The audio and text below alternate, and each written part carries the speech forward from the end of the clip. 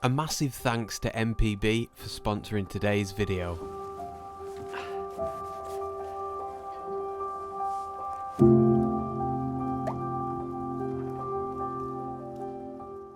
So you might have just seen, ladies and gents, in the back of the van, the bike, the dusty old road bike that definitely needs a clean, but I've been out on a little bit of a ride this morning and I went over Hard Knot Pass, which if you know all about Hard Knot Pass. If you don't, it's one of the steepest roads in the UK and it is an absolute mammoth to get up on a bike, but I managed to do it. I'm proud of myself. But my point is the legs are in bits. The legs are killing me, so there will not be a big hike in today's video. But we're in the wonderful, the beautiful Eskdale. Man, this is such a gorgeous valley. I haven't explored it anywhere near enough, but we're here today. So we can set that straight. We can have a little bit of a wander around. I also want to talk a little bit about cropping. There's already a quality subject here, by the way.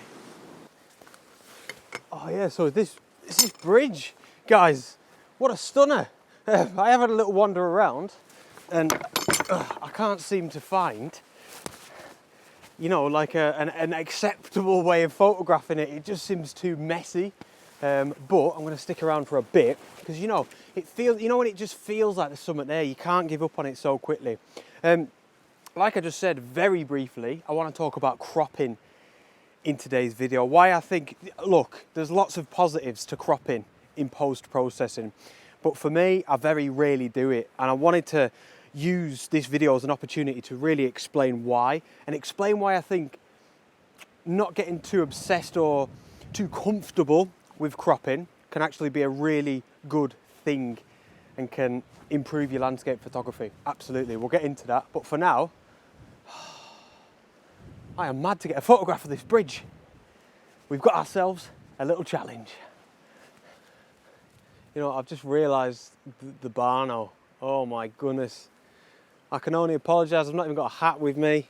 It's because I've had my helmet on. That's my excuse when I was on the bike. So after a good explore around, I felt it was worth getting the camera out for a composition that was actually underneath the bridge itself.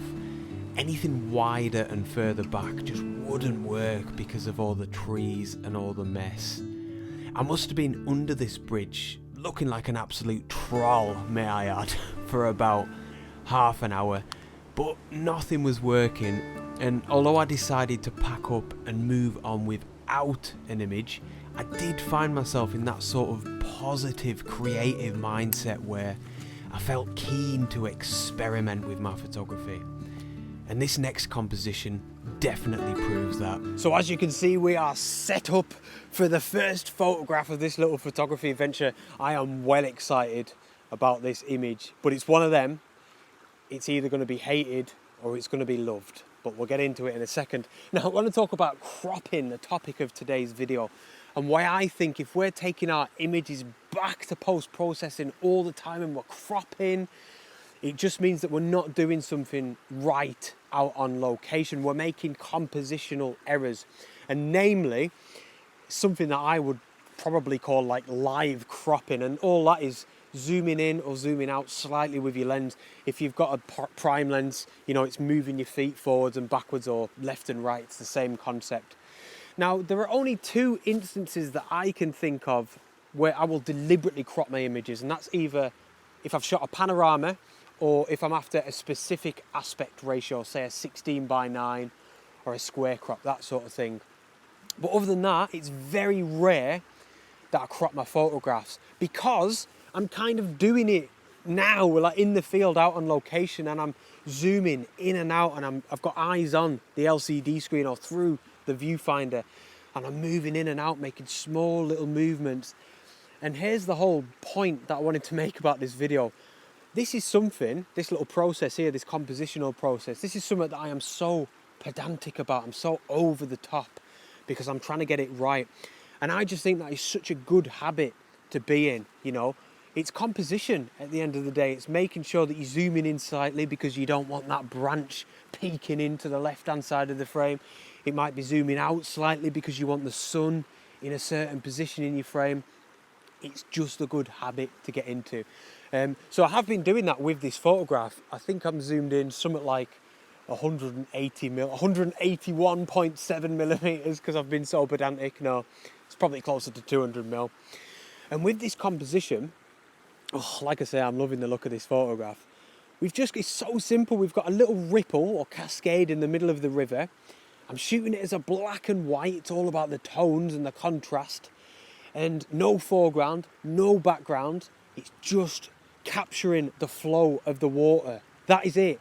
Half a second, I've got my 3-stop, or I did have, I've just put it away. I had my 3-stop neutral density filter on the front and my Nissi polarizer filter to really help that contrast. Yeah, half a second, f8 I think, on ISO 64. Proper abstract. Like I said, it's either going to be hated or it's going to be loved. But that's good. That's a positive. You know, the sooner you accept that, the sooner you realise not everybody is always going to like your photographs, and that means you could just go out then and focus on shooting what you want to photograph with no inhibitions. It's a good place to be. But yeah, I'm liking the look at this one, and I've been giving the lens a little bit of a boogie like that for my live cropping.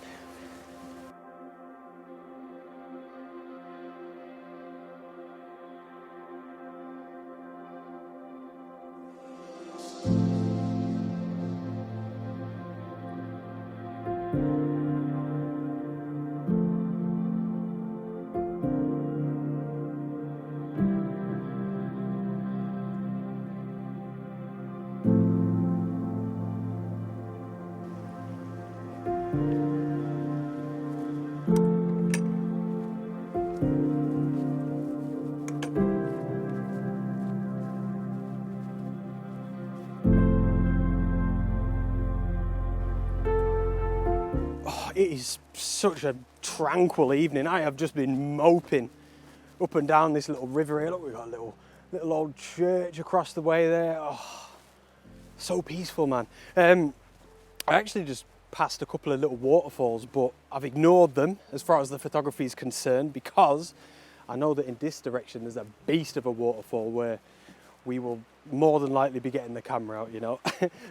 Before we crack on properly, I want to say another massive thanks to MPB for kindly sponsoring today's video and for their continued support of my channel. If you've never heard of MPB, they're a platform that you can use to buy or sell used photography or videography equipment. I always like buying used, to be honest. I've used them, MPB, since before I was even sponsored by them, and I still continue to use them now to buy and sell. They've got a brilliant grading system where the item that you're buying is actually photographed, you know, whether it's a lens or a camera, it's that exact lens or camera. It's not just a stock photograph, which I guess, you know, is real testament to how thoroughly they check all the equipment before they sell them, which is peace of mind, you know. Where they probably really come into their own, for me at least, MPB, is selling to them. You don't have to pay for postage. They will send a courier out to you. All you've got to do is print out a little ticket and then box it up. I sent a couple of bits off just yesterday actually to MPB. It was an old video camera that I just wasn't using anymore, and 2 lenses that, again, they were literally just gathering dust on the shelf, man. So what they do is they send you out like a little quote, and then yeah, you just box it up. The courier comes and collects it. They give you like a 1-hour time slot, and then as long as the gear's all right, or as you've described it, the money just comes into your account. So if you've got stuff lying about, like I always say, you may as well get it sold. Put it towards some newer gear or put it towards little photography trips. So another big thank you to them. I'll put all that information in the video description below. Really competitive prices for buying, and they make the selling process very easy, and they always give you a fair price as well. But yeah, go and check them out. Another big thanks to them. Let's go and find this waterfall.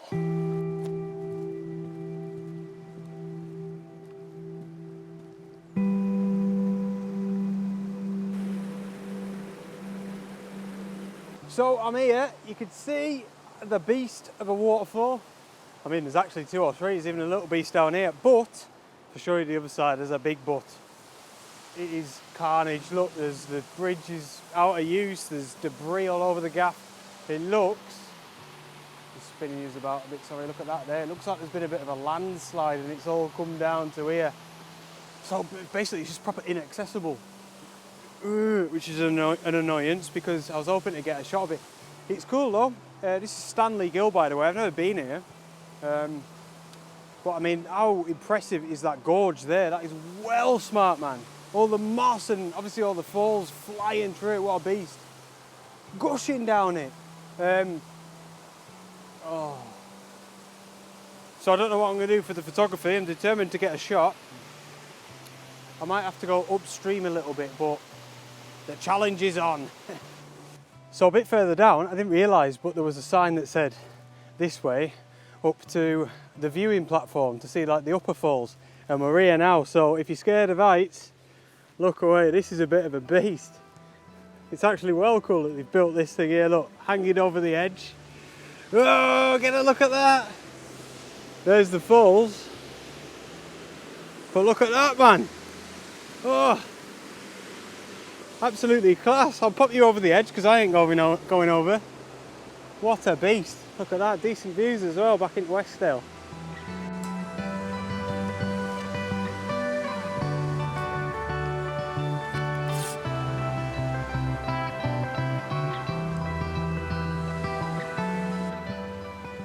Are you ready for this? This platform's having a little bounce for itself, look. You see that? Can you feel it? Whoa. Goodness me, what's going on here? It's having a little boogie like my lens was before. And it's having a boogie now as well. Talking about cropping. So, this has been hard to be honest. I'm not sure about this composition, but mad to get a photograph of these falls, you know. So again, we are zoomed in about 135 millimeters on a small section of water. I'd say it's probably the main section of this gill, of Stanley Gill, yeah, perhaps. But anyway, really zoomed in, trying to fill the centre of the frame with this particular section of the fall down here. And then some of these cliffs of this gorge are just wonderful. Again, I'm shooting this in black and white because I just feel like it works really well. I'm imagining it being like this sort of half a second white milky running water in the centre of the frame, and then everything else that surrounds it is quite dark. Speaking of dark, it's like, it feels like pitch black now, man. You won't notice it on the camera. But again, talking of cropping, that 135 millimeters is so specific because it's like the same as before when I was photographing in the river, even though that was a lot more intimate. It's the same concept. Looking at the back of my LCD screen and zooming in and out until I get it perfect, until I know, looking at it, there's no reason why I need to crop that when I get it into post-production, you know. So f6.3, ISO 320 to allow me a 1/2 of a second shutter speed. And I'm just going to perfect that crop, the live crop, make sure I'm focused. And there's a couple of little branches as well that are kind of leaning in towards the waterfall. Yeah, I think that looks pretty cool. Definitely only sort of works in black and white, and I need to get myself off this platform.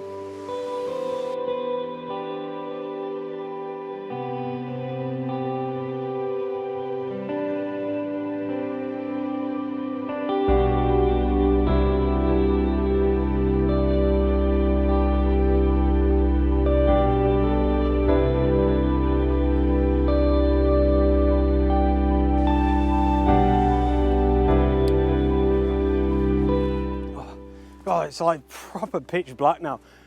Inadvertently walked really far. I've got ages to get back to the van, but really weird little photo shoot. It's been class, but I mean, in terms of the photographs, I mean, it was weird. It's almost been like an abstracty sort of couple of photographs there, but that's the joy of going out with your camera, isn't it? That's at least half of the joy, is like, you just never know what you're gonna come back with. Even if you go to like a hot spot or something and you know what the weather's gonna do, you've got a good idea, you never truly know what's going to be on that memory card. Anyway, thanks for watching. I appreciate your support, and I shall see you on the next adventure. Out.